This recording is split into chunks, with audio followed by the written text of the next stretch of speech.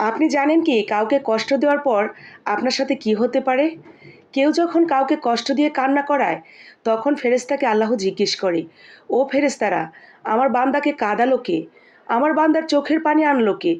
ফেরেশতারা বলে, "আল্লাহ অমুক, অমুক, অমুক এভাবে তাকে কষ্ট দিয়েছে।"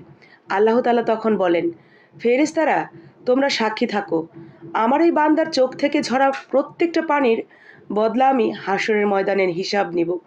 যারা আমার বান্দাকে কাঁদিয়েছে প্রত্যেকটা পানির বদলার হিসাব আমি নেব।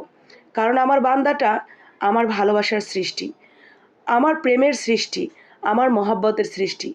আমি খুব যত্ন করে ভালোবেসে আমার প্রত্যেকটা বান্দাকে সৃষ্টি করেছি। তাই আমার এক সৃষ্টি যখন আর এক সৃষ্টিকে কান্না করাবে, তাকে কষ্ট দিবে, সেটা তো আমি চুপচাপ বসে থাকবো না।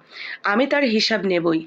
তাই কাউকে কষ্ট দেওয়ার আগে অন্তত একবার ভেবে দেখবেন কাকে কষ্ট দিচ্ছেন।